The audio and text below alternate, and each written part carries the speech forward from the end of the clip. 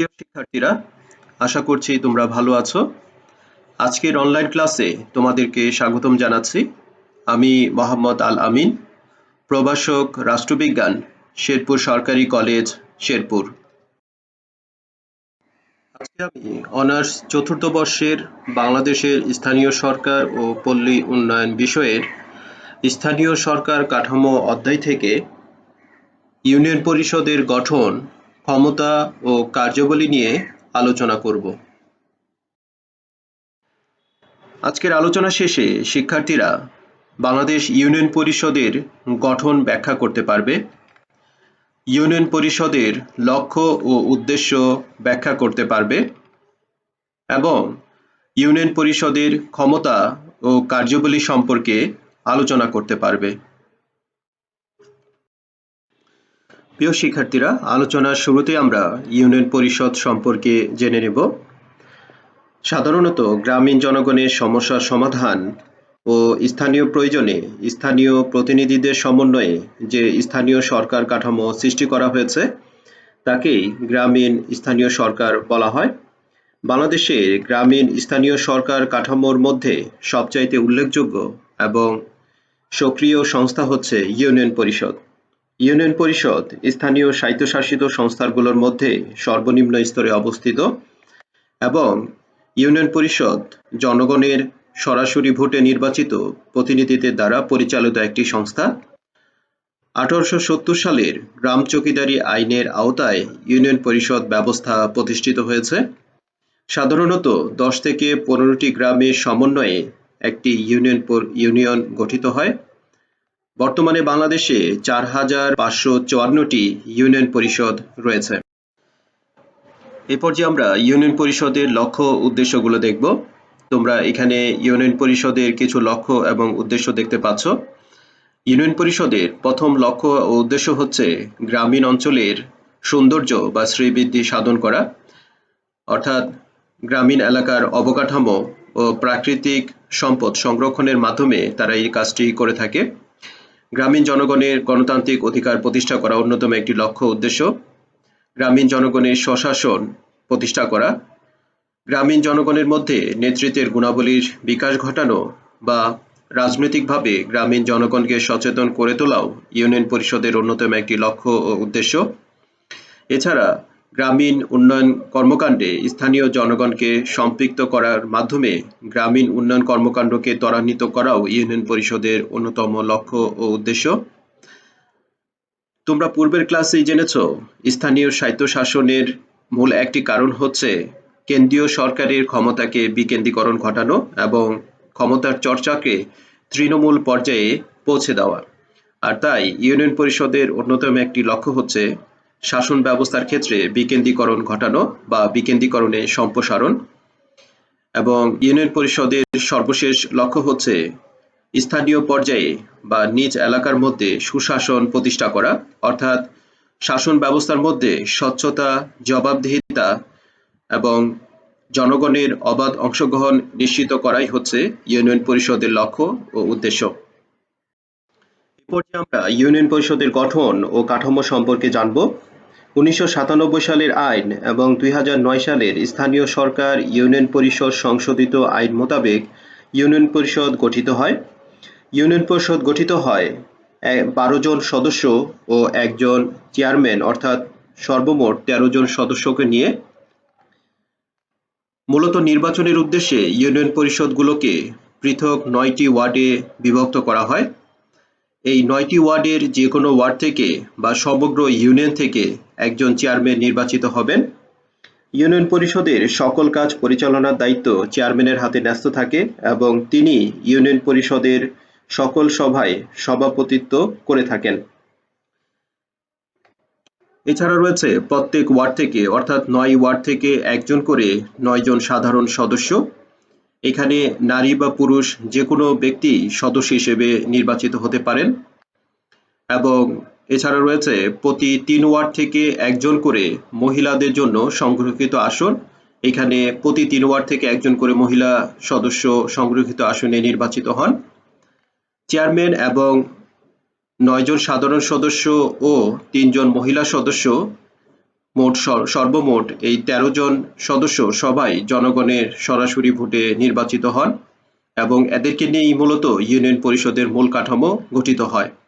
এছাড়া সরকার কর্তৃক নিয়োগপ্রাপ্ত একজন সচিব বা সেক্রেটারি দৈনন্দিন দাপ্তরিক কার্যক্রম সম্পন্ন করে থাকেন।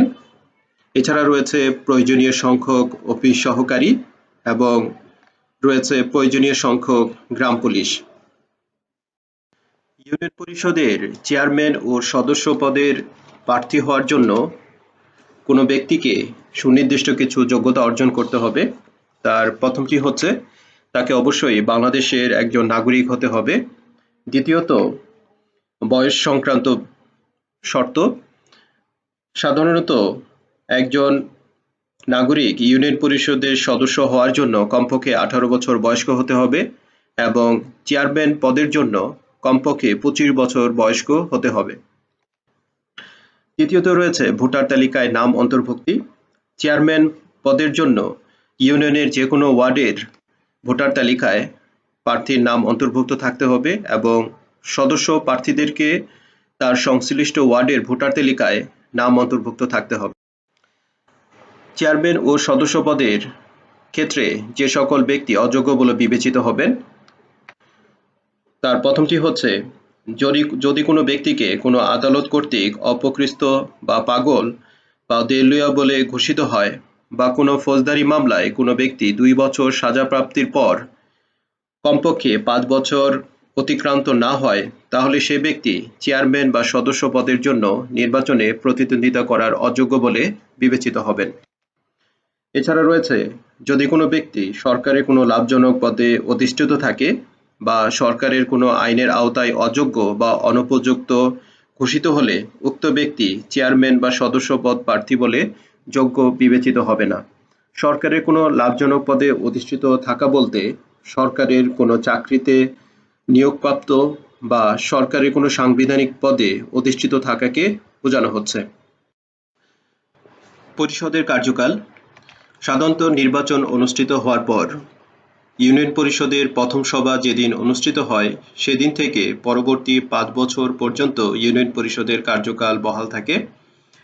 তবে ইউনিয়ন পরিষদের চেয়ারম্যান ও সদস্যদের কার্যকাল শেষ হওয়ার পূর্বে তাদের পদ বিভিন্ন কারণে শূন্য ঘোষিত হতে পারে, যেমন ক্ষমতার অপব্যবহার করা, অসদাচরণের জন্য দোষী সাব্যস্ত হওয়া, ইউনিয়নের তহবিল আত্মসাতের অভিযোগে দোষী প্রমাণিত হওয়া, মানসিক বা দৈহিক দিক থেকে অসুস্থ হয়ে পড়া এবং কর্তব্য পালনের ক্ষেত্রে অনিচ্ছা প্রকাশ করা, রাষ্ট্রবিরোধী কার্যকলাপ অথবা দুর্নীতি দায়ে দোষী সাব্যস্ত হওয়া এবং এছাড়া কোনো চেয়ারম্যান বা সদস্য যদি আইনসঙ্গত বা অনুমোদিত কারণ ছাড়া পরপর ইউনিয়ন পরিষদের 3টি অধিবেশন বা বৈঠকে অনুপস্থিত থাকে সেক্ষেত্রেও তার পদ শূন্য বলে ঘোষিত হবে। ইউনিয়ন পরিষদ গ্রামীণ জীবনে গুরুত্বপূর্ণ ভূমিকা পালন করে থাকে। স্থানীয় উন্নয়ন ও সমস্যার সমাধানের ক্ষেত্রে ইউনিয়ন পরিষদকে বহুবিধ কার্যগুলি সম্পাদন করতে হয়।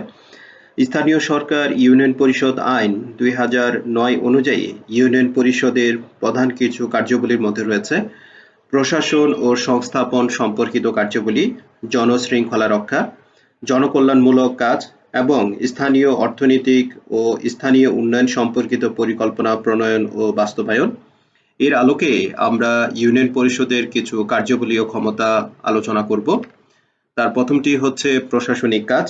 ইউনিয়ন পরিষদের প্রধানতম দায়িত্ব হচ্ছে ইউনিয়ন পরিষদের বিভিন্ন প্রশাসনিক কার্য সম্পাদন করা, সচিব, গ্রাম পুলিশ ও পরিষদের অন্যান্য কর্মচারীদের পরিচালনা, তদারকি ও নিয়ন্ত্রণ করা, সকল সভা আহ্বান ও বিভিন্ন প্রতিবেদন প্রণয়ন ও প্রেরণ এবং ঊর্ধ্বতন কর্তৃপক্ষ কর্তৃক অর্পিত দায়িত্ব পালন করা ইউনিয়ন পরিষদের অন্যতম দায়িত্ব। ইউনিয়ন পরিষদের দ্বিতীয় কাজটি রয়েছে শান্তি ও শৃঙ্খলা রক্ষা। ইউনিয়ন পরিষদের অভ্যন্তরীণ শান্তি শৃঙ্খলা রক্ষার জন্য ইউনিয়ন পরিষদ চৌকিদার ও দফাদার নিয়োগ করে এবং গ্রাম পুলিশ ও প্রতিরক্ষা বাহিনী গঠন ও পরিচালনা করে থাকে। পল্লী এলাকায় অপরাধ, বিশৃঙ্খলা ও সীমান্ত এলাকায় চোরাচালান বন্ধে প্রয়োজনীয় ব্যবস্থা গ্রহণ করা বা স্থানীয় ঝগড়া বিবাদ ও দাঙ্গা হাঙ্গামা নিরসনে ইউনিয়ন পরিষদ গুরুত্বপূর্ণ ভূমিকা পালন করে থাকে। এছাড়া স্থানীয় এলাকার আইনশৃঙ্খলা পরিস্থিতি নিয়ন্ত্রণে রাখার জন্য ঊর্ধ্বতন প্রশাসনকে সহায়তা করা ইউনিয়ন পরিষদের অন্যতম একটি দায়িত্ব। ইউনিয়ন পরিষদের পরবর্তী কাজটি হচ্ছে উন্নয়নমূলক কাজ। ইউনিয়ন পরিষদ স্থানীয় এলাকার উন্নয়নের জন্য রাস্তাঘাট নির্মাণ ও তাদের তত্ত্বাবধান, খেলার মাঠ নির্মাণ ও মেরামত, রাস্তাঘাটের আলোকসজ্জা করা, গোরস্থান, শ্মশান ইত্যাদি সাধারণ স্থানের তত্ত্বাবধান ও সংরক্ষণ, সরকারি সম্পত্তি ব্যবস্থাপনা ও সংরক্ষণ, বিশুদ্ধ পানীয় জলের জন্য পুকুর, কূপ ও নলকূপ স্থাপন এবং সেগুলো রক্ষণাবেক্ষণ করে থাকে। এছাড়া প্রাকৃতিক দুর্যোগে ক্ষতিগ্রস্তদের সাহায্য ও সহযোগিতা করা ইউনিয়ন পরিষদের অন্যতম একটি কাজ। ইউনিয়ন পরিষদ উন্নয়নমূলক কাজের পাশাপাশি স্থানীয় অর্থনৈতিক উন্নয়ন সম্পর্কিত পরিকল্পনা প্রণয়ন ও বাস্তবায়ন করে থাকে, যেমন গ্রামীণ শিল্পের উন্নয়ন সাধন করা, বিভিন্ন বাজার সৃষ্টি করা, মৎস্য ও পশু পালনে উৎসাহ প্রদান, উন্নত মানের বীজ, সার, কীটনাশক ইত্যাদি বিতরণ এবং প্রয়োজনীয় পরামর্শ প্রদান করা ইউনিয়ন পরিষদের অন্যতম দায়িত্ব। ইউনিয়ন পরিষদের পরবর্তী দায়িত্ব কর্তব্য হচ্ছে জনস্বাস্থ্য ও পরিবার পরিকল্পনা বিষয়ক। ইউনিয়ন পরিষদ এলাকার বিভিন্ন নালা নর্দমা, পুকুর, খাল, বিল, ডোবা ইত্যাদি পরিষ্কার পরিচ্ছন্নতা রাখার মাধ্যমে বিভিন্ন ধরনের মশা এবং অন্যান্য রোগ জীবাণু থেকে এলাকার জনগণকে রক্ষা করে থাকে। এছাড়া ইউনিয়ন পরিষদ জনসংখ্যা নিয়ন্ত্রণ কার্যক্রমকে সফল করার জন্য বিভিন্ন ধরনের উদ্যোগ গ্রহণ করে থাকে, যেমন এ বিষয়ে এলাকার জনগণকে বিভিন্ন শিক্ষাদান, বন্ধ্যত্ব দূরীকরণ, অধিক সন্তান গ্রহণ না করা ইত্যাদি বিষয়ের জন্য বিভিন্ন জনসচেতনামূলক কার্যক্রম পরিচালনা এবং প্রয়োজনীয় ব্যবস্থা গ্রহণ করার জন্য উদ্যোগী হয়ে থাকে। ইউনিয়ন পরিষদের পরবর্তী কাজটি হচ্ছে শিক্ষা সংক্রান্ত।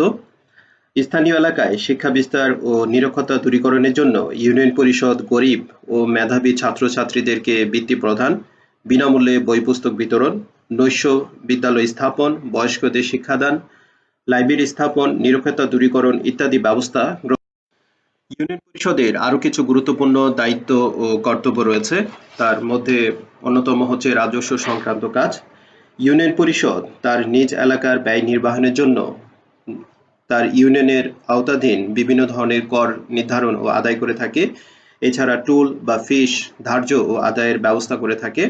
এছাড়া নিজ এলাকার ভূমি খাজনা আদায়ের ক্ষেত্রে ইউনিয়ন পরিষদ প্রয়োজনীয় ব্যবস্থা গ্রহণ করে থাকে।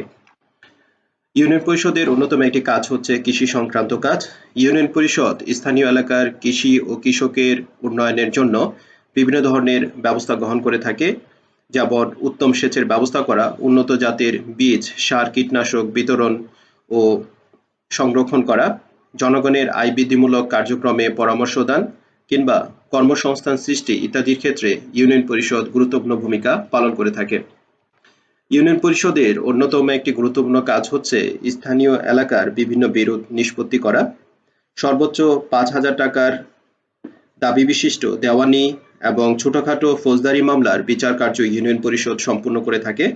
ছোটখাটো বিচার কাজ পরিচালনার জন্য ইউনিয়ন পরিষদের চেয়ারম্যান, বাদী ও বিবাদী পক্ষের মনোনীত ৪ জন সদস্য সহ ৫ জনের সমন্বয়ে একটি সালিসি আদালত গঠন করা হয়। ইউনিয়ন পরিষদের অন্যতম একটি কাজ হচ্ছে স্থানীয় জনগণের সাথে বা স্থানীয় জনগণের বিভিন্ন অভাব, অভিযোগ ও দাবি দেওয়া কেন্দ্রীয় সরকারের নিকট উপস্থাপনের মাধ্যমে কেন্দ্রীয় সরকারের সাথে স্থানীয় জনগণের সংযোগ স্থাপন করা এবং এর ফলে স্থানীয় সমস্যা সমাধানের ক্ষেত্রে বা জনগণের প্রয়োজনীয় অভাব পূরণের ক্ষেত্রে কেন্দ্রীয় সরকার সহজেই সুষ্ঠু পরিকল্পনা গ্রহণ ও তা বাস্তবায়নের জন্য নির্দেশ প্রদান করতে পারে। ইউনিয়ন পরিষদের অন্যতম একটি কাজ হচ্ছে নিবন্ধনকরণ ও ই-গভর্নেন্স প্রতিষ্ঠা করা। ইউনিয়ন পরিষদ ইউনিয়নের আওতাভুক্ত জনগণের জন্ম, মৃত্যু ও বিবাহ রেজিস্টার সংরক্ষণ করে। এছাড়া ইউনিয়ন পরিষদ ইউনিয়ন এলাকায় বেসরকারি বা ব্যক্তিগতভাবে পরিচালিত টিউটোরিয়াল স্কুল, প্রাইভেট হাসপাতাল, প্যারামেডিক্যাল ইনস্টিটিউট ইত্যাদি প্রতিষ্ঠানের নিবন্ধন প্রদান করে থাকে। বর্তমান সরকারের ডিজিটাল বাংলাদেশ বিনির্মাণের অংশ হিসেবে প্রতিটি ইউনিয়ন পরিষদে ই-গভর্নেন্স ও তথ্য সেবা কেন্দ্র চালু করা হয়েছে। এর ফলে ইউনিয়ন পরিষদের নাগরিকগণ নিত্য নতুন সেবা পাচ্ছে, যেমন কম্পিউটার প্রশিক্ষণ, চাকরি সংক্রান্ত বিভিন্ন তথ্য প্রদান, সকল প্রকার সরকারি ফর্ম বিতরণ বা ডাউনলোড করা, পাসপোর্ট ফর্মের আবেদন পূরণ করা, ভিসা আবেদন প্রসেসিং করা এবং বিশ্ববিদ্যালয় থেকে শুরু করে অন্যান্য শিক্ষা প্রতিষ্ঠানে ভর্তি সংক্রান্ত আবেদন ফর্ম, রেমিটেন্স, অর্থ উত্তোলন এবং সরকারি নোটিশ ও গেজেট ইউনিয়ন পরিষদের মাধ্যমে স্থানীয় জনগণ খুব সহজেই পেয়ে যাচ্ছে। আমার আজকের আলোচনা এই পর্যন্তই। সবাইকে ধন্যবাদ।